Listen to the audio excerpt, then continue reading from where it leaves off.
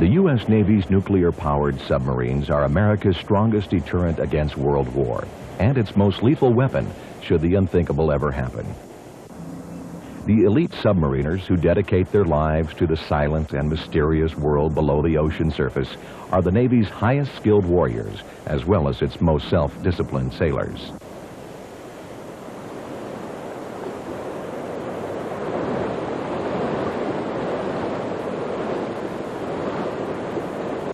This top-secret team of man and machine lie in wait to attack Soviet naval vessels or to launch a torrent of nuclear warhead-tipped ballistic missiles should the fateful message from Washington ever be transmitted.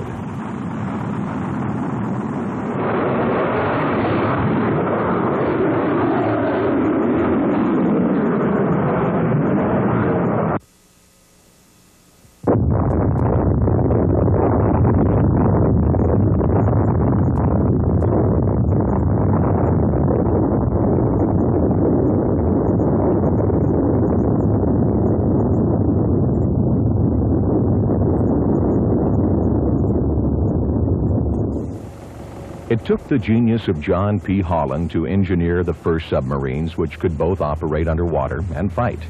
His crowning achievement was the Holland No. 8, which was armed with 3 crude torpedoes and a standard deck gun.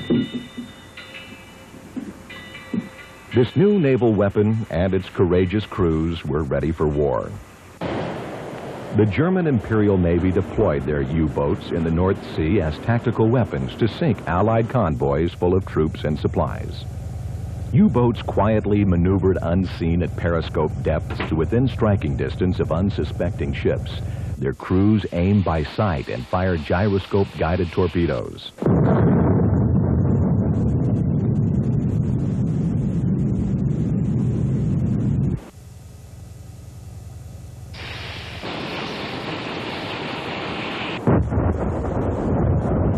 The U-boats were powered by oxygen-hungry diesel engines, so most of the time was spent on the surface with its crews looking for targets. But if an Allied ship discovered them first, it would fire all the guns it had at the hated German vessels.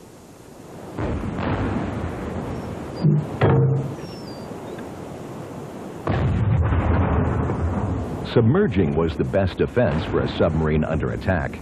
Cannon fire was, of course, ineffective against this tactic, but with the advent of the depth charge, a ship could now fight back hard. After sinking 6.5 million tons of British shipping, the German U-boats were finally defeated.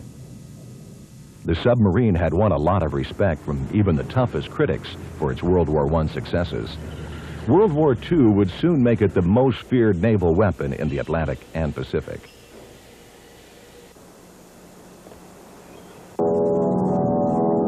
The Japanese surprise attack on Pearl Harbor was carried out by a powerful Navy capable of fighting thousands of miles from a home port.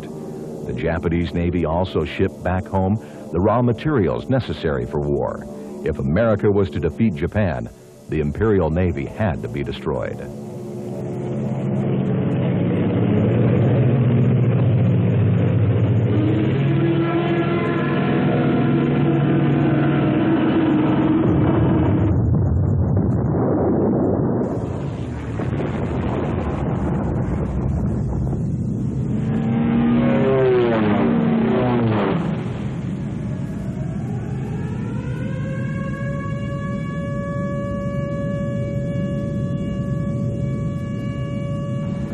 Many battleships and destroyers were hit in this infamous attack. Luckily, the Navy's fleet of submarines were safely out to sea.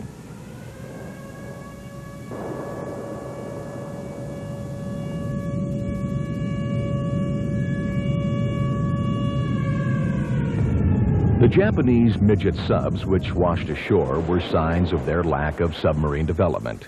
This mistake would result in their inability to stop the advance of our Pacific Fleet. Meanwhile, in the Atlantic, Germany was once again trying to cut off America's supply convoys to Great Britain with its U-boat wolf packs led by Karl Dönitz.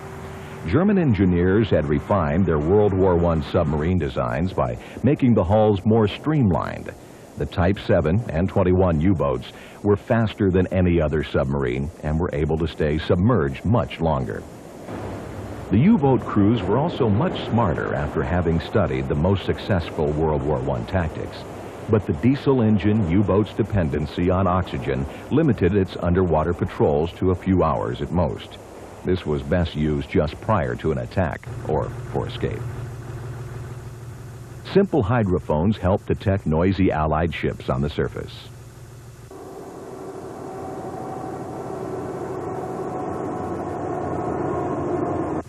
Switching to the U-boat's battery-charged electric engine for underwater propulsion, the crew would maneuver the now more quiet submarine into position for an attack. Visual sighting by periscope confirmed the victim's location.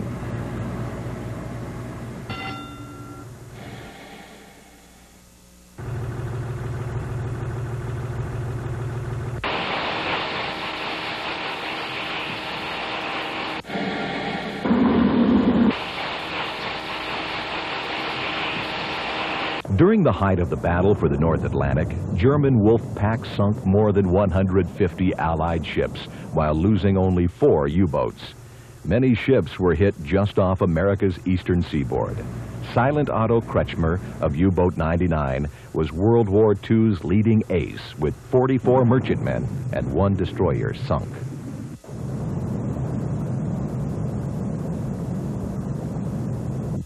However, this time the Allies responded quickly to the U-boat menace. They developed hydrophones of their own and sonar which could detect the underwater presence of a U-boat. Allied anti-submarine tactics also improved, and depth charges were made increasingly lethal.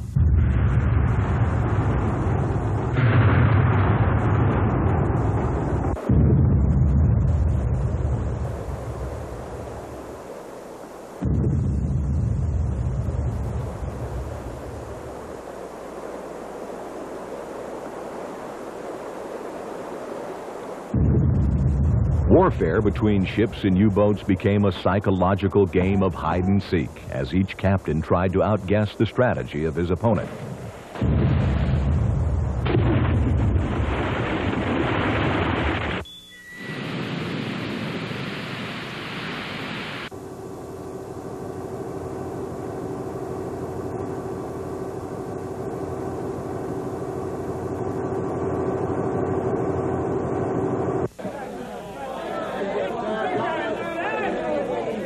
Surfacing was the only chance a U-boat had if its hull was damaged by an exploding depth charge. German submariners felt it was better to fight it out as long as possible with the ship on the surface, rather than to risk drowning in a leaky submarine.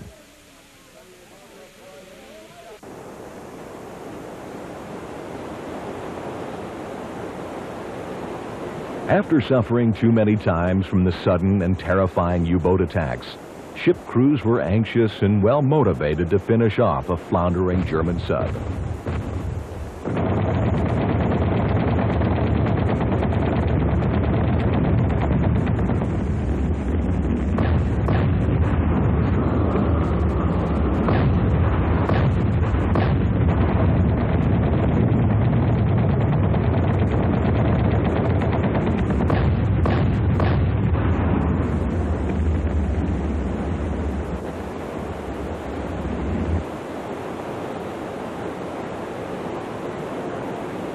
Despite their heavy losses toward the end of the war, the German U-boats still represented the state-of-the-art of submarine development. All captured U-boats were analyzed by the Allied navies to uncover any new design features that could be incorporated into their own submarines. Their crews were interrogated to learn tactical secrets. In the battle for the Pacific, U.S. Navy submarines would have to operate at sea for as long as 60 days and patrol in waters thousands of miles from port in order to take the war to Japan. With this in mind, the Gato and Balao class subs were built for reliability, endurance, reload, and crew comfort. Like all other World War II subs, they had a diesel-electric power plant. Interestingly, they were 311 feet long, yet could dive only to 300-foot depths. The subs carried an impressive load of 34 torpedoes with 6 tubes in the bow and 4 in the stern. The early Mark 14 torpedoes were unreliable, but the later Mark 18s, which were copied from the German G7, sunk over 1 million tons of Japanese shipping. Rear Admiral James Fife, commander of the Navy's Pacific Submarine Fleet, ordered his submariners to pursue relentlessly, remembering that the mission is to destroy every possible enemy ship. Do not let cripples escape or leave them to sink. Make sure that they do sink. With a solid understanding of the nature of submarine warfare, these fearless sailors pressed home attack after attack until they had sunk 90% of Japan's merchant fleet and 1/3 of her warships. All of this destruction was achieved from submarines which numbered no more than 2% of the entire U.S. naval fleet. No other World War II weapon system was as deadly as the submarine. It was unbearably hot inside when submerged, but as long as they still had torpedoes, nothing could stop the crew from carrying out their mission.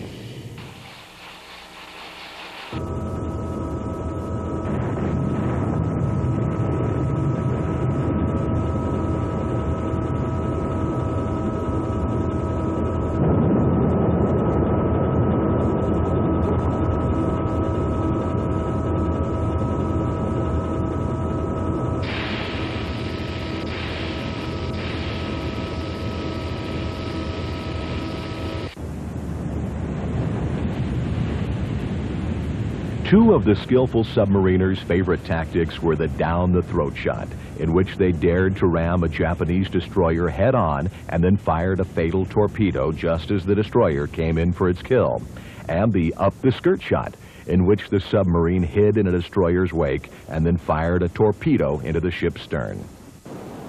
The Japanese Empire had conquered much of China, Southeast Asia, the East Indies, and most of the West Pacific Islands. As American submarines cut Japan's lifeline to these far-flung lands bit by bit, they got closer and closer to Japan herself.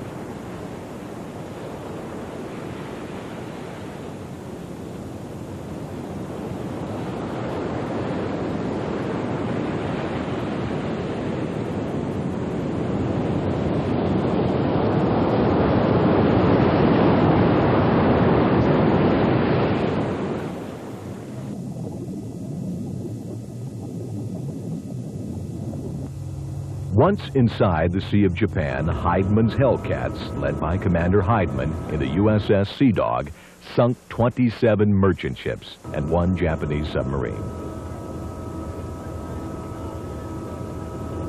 At sunrise on 29 November 1944, Commander Enright of the USS Archerfish located the giant 65,000-ton Japanese aircraft carrier Shinano on her shakedown cruise. 6 hours of chasing and 6 torpedoes later, the Shinano was sunk.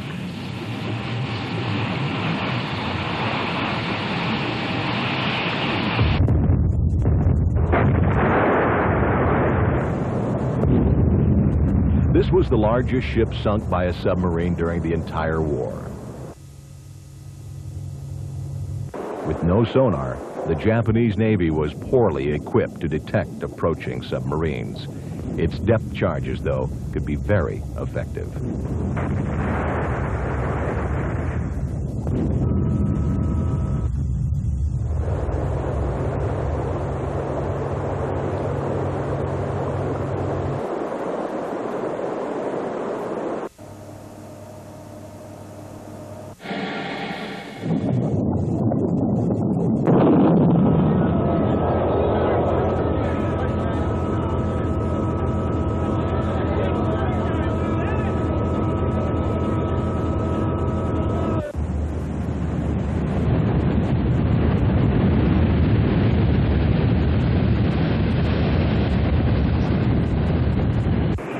As the battle for the Pacific waged on, more and more guns were added to the decks of U.S. Navy submarines. This slowed down their underwater speeds considerably. But with a limited operating time when submerged, it was important to fight hard on the surface as well. Many times, ships were only damaged after being hit by a torpedo, and rather than waste another precious fish, it was easier to finish a disabled ship with rifles and cannon fire.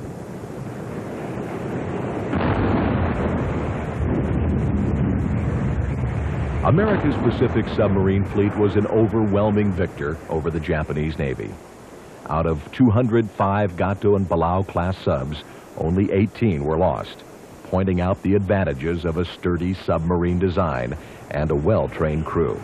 A new naval tradition had begun. By the late 40s, U.S. submarines had so many guns, antennas, and other deck equipment that they resembled a small battleship more than a sleek underwater vessel. To fight more of their battles while submerged, Navy submariners needed to be free from having to surface for oxygen, as well as dive faster and deeper.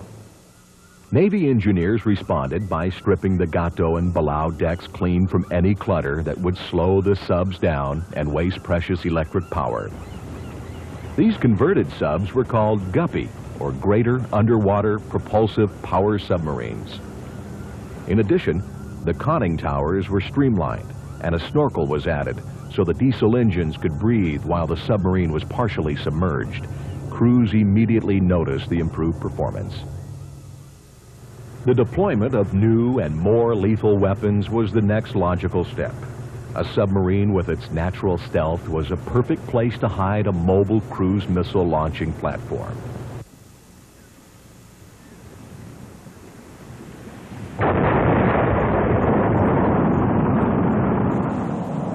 A Regulus SLCM, or Sea-Launched Cruise Missile, was tucked away inside a cylindrical port-mounted deck hangar when submerged. It was designed to hit large, fixed targets within the Soviet Union. Admiral Hyman G. Rickover was one of the U.S. Navy's outstanding submarine officers and the most influential person in submarine warfare since John Holland. He oversaw the application of basic atomic weapon research to create a self-contained nuclear power plant.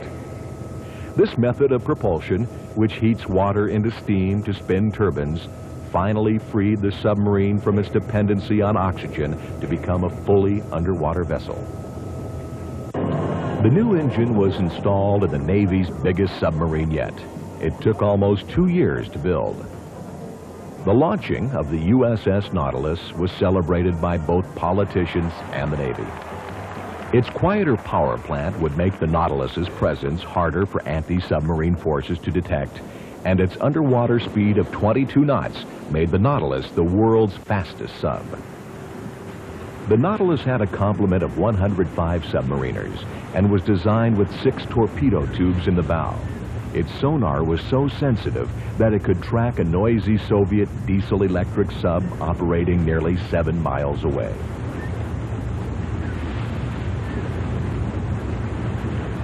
After its initial shakedown, the nuclear-powered Nautilus was sent on test after test, setting new performance and endurance records almost every time out. Their most famous voyage was a non-stop journey from Hawaii to England by traveling under the North Pole. A few years later, the USS Skate would repeat this feat. The Nautilus's long, thin, and sleek hull shape followed the tradition set by the Guppy and the German World War II Type 21. Once proven, the nuclear power plant was soon to be installed in a revolutionary new hull design. Crews had always found their submarines hard to control at high underwater speeds, even more so with the ultra-fast Nautilus. Navy engineers then set to work on a hull shaped like a classic dirigible. The experimental USS Albacore tested out the new hull. The diesel-electric powered sub reached speeds up to an amazing 33 knots. Soon every U.S. Navy submarine would be shaped like the Albacore. The rounded teardrop shape of the Albacore's symmetrical hull created less drag. Less drag enables a submarine to go faster and operate more quietly. There is excellent control at all speeds and outstanding maneuverability. The torpedo was still the submariner's primary weapon. Wire control, along with passive and active acoustic homing sensors, were added to update guidance capabilities. Increasingly lethal warheads meant that fewer torpedoes would be required for a kill. The USS Snook, Shark, Scamp, Scorpion, Sculpin, and Skipjack are the 6 attack submarines of the famous Skipjack class. They were the first subs to combine the Nautilus's nuclear power, the Albacore's hull, and the deadly Mark 37 and 45 torpedoes. Even today, the Navy deploys skipjack submarines as frontline weapons. The USS George Washington was the first ballistic missile submarine. It was built in the late 1950s as U.S. concerns about the Soviets' nuclear missile buildup and orbiting Sputnik satellites grew into a Cold War. The Navy believed that a nuclear submarine's natural underwater stealth would make it the perfect missile launching pad, benefiting deterrence and combat readiness. 16 silos containing the Polaris missile were inserted into a Skipjack-class attack sub. The Polaris concept of an underwater launch missile was developed by Admiral W.F. Rayborn and the Lockheed Corporation. Years of hard work and testing proved that this bold and innovative weapon system was possible.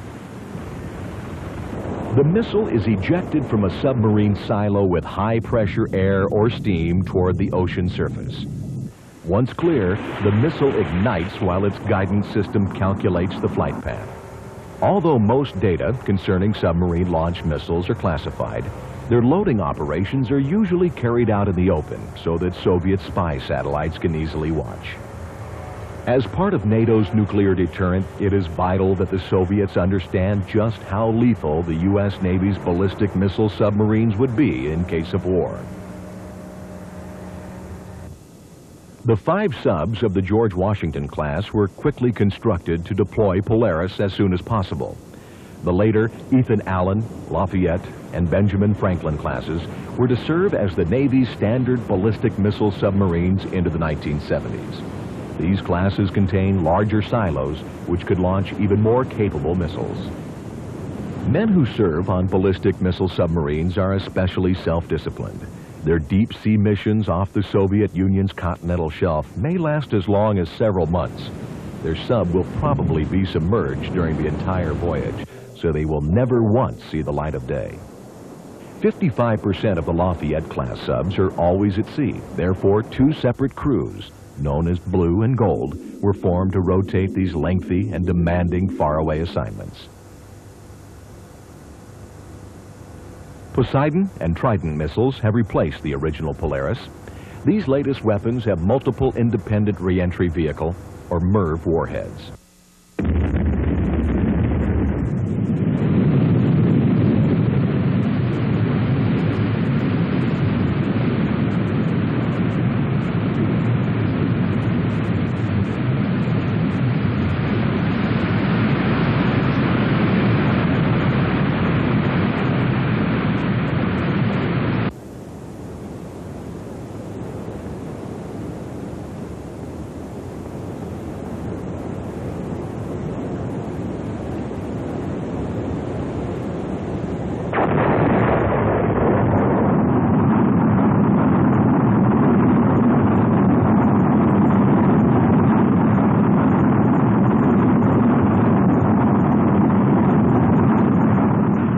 The Trident missile has a range of 5,000 miles. It has a stellar-based navigation system. With its long range and high target accuracy, Trident-equipped submarines can patrol an unusually large body of water, making their detection by the Soviets much more difficult. Each of its 8 warheads yields 100 kilotons. The Polaris A-3 and Poseidon missiles are the replacements for the first Polaris. Their range of almost 3,000 miles is less than the Trident's, though the Poseidon is just as accurate. Lafayette and Franklin subs carrying these missiles are being converted to carry the more effective Trident. The latest Trident II will replace them all.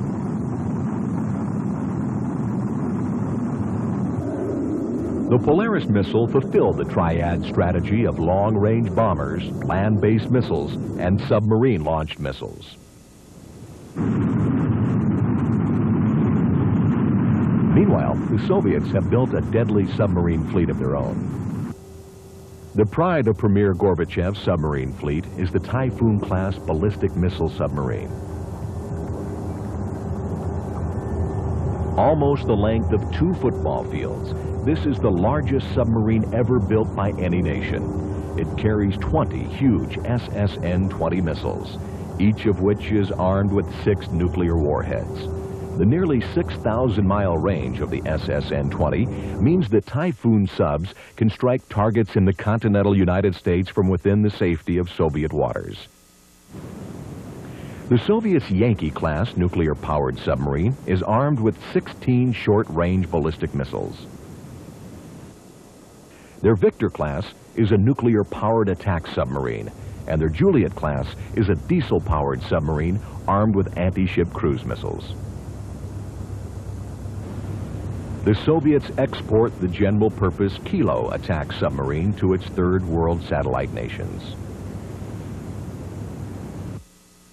The Delta class improves upon the Yankee design, and the Akula attack sub is the Soviets' fastest and quietest.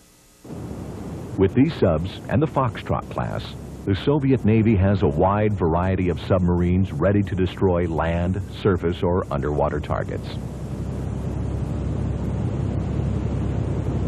The Soviets began to build their subs using the expertise of German scientists captured after World War II. It is believed that the hulls of the Soviets' latest subs were shaped after studying the swimming motions of dolphins.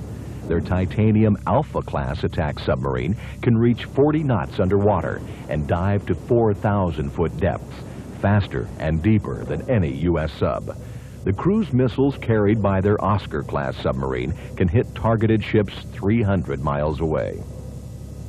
Realizing that they could probably never build an aircraft carrier force to match NATO's, the Soviets assigned their submarines the mission of destroying the West naval fleets.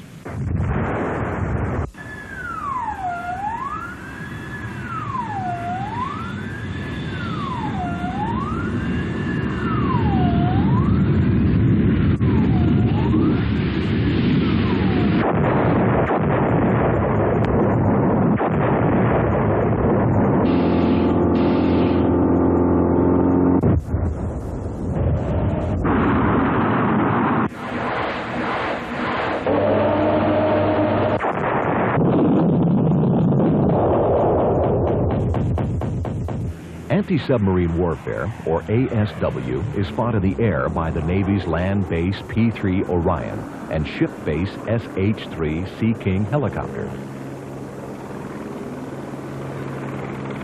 Along with the S-3 Viking, these aircraft carry variable depth sonar, active and passive sonobuoys, and magnetic anomaly detection devices.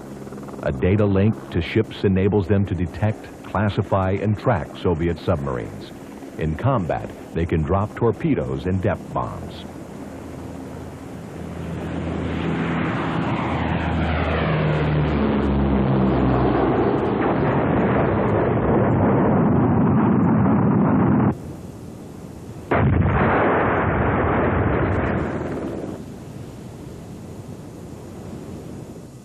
In the late 60s, the U.S. Navy built the Permit and Sturgeon-class submarines.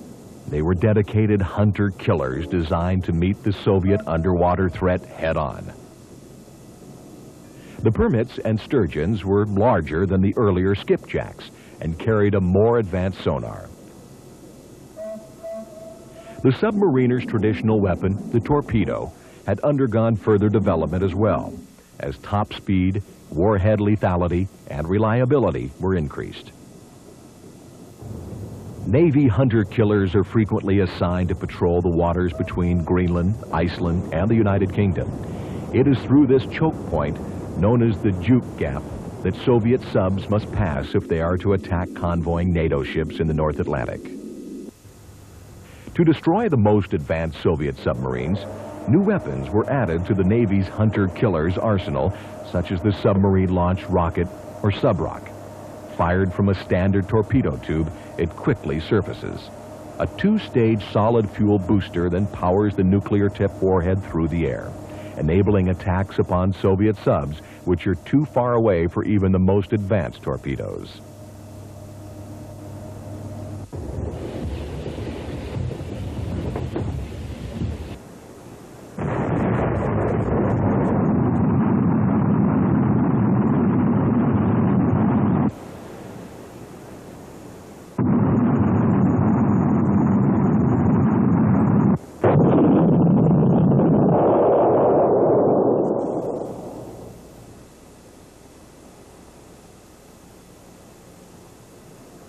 subrocks allow a crew to attack while staying safely outside the Soviets' torpedo range.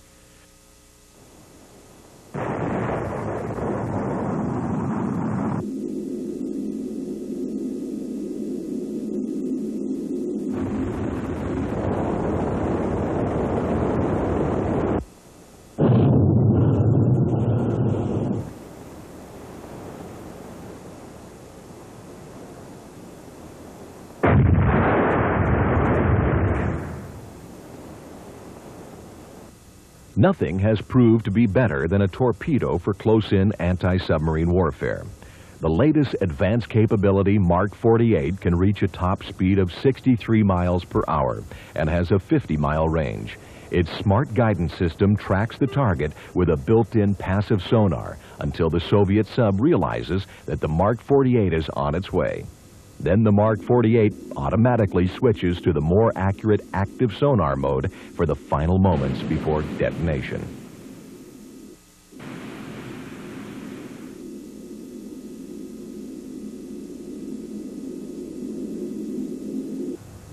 If the hunter-killer's initial attack fails, the two subs can begin a battle that resembles an underwater dogfight. Ejecting decoys and other ASW tricks are commonplace. To win this battle, a hunter-killer sub needs to be faster, quieter, and more maneuverable than its opponent, as well as having the most clever captain.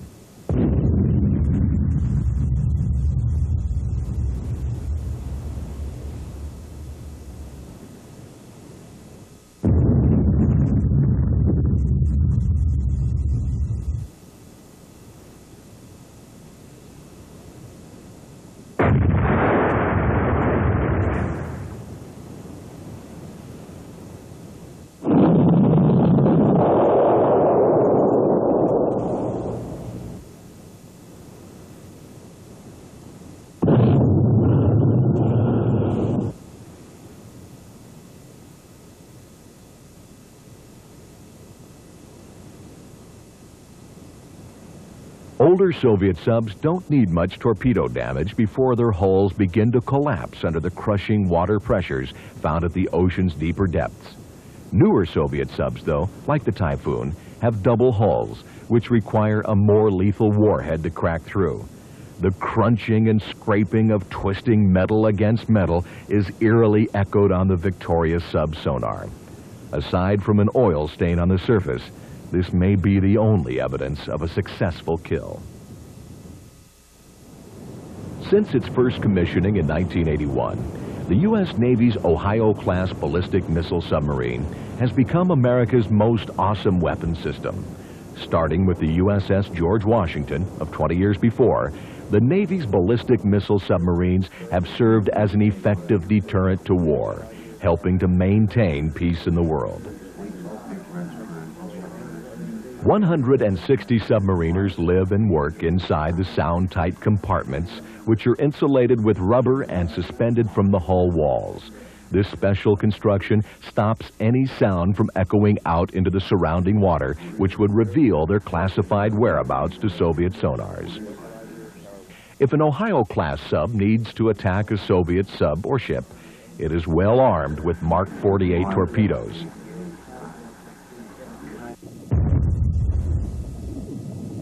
For its primary mission, it carries 24 Trident I ballistic missiles.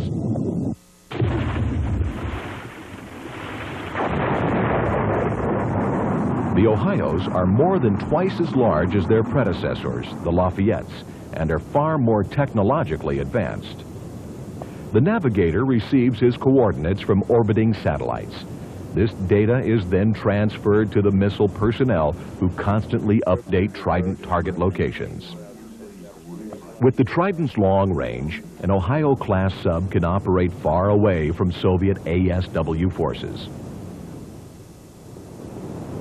The U.S. Navy's latest Los Angeles-class design is the free world's most lethal attack submarine. Its mission, simply put, is to hunt down and kill Soviet Red subs.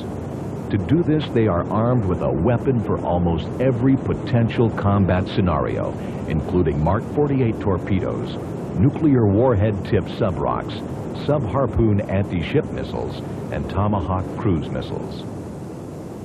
LA-class subs are fast, with a top speed over 30 knots. Their nuclear power can keep them at sea for months at a time. Their sophisticated sonar can track multiple targets. Their silent operation is startling. The men who operate these subs are the best in the world.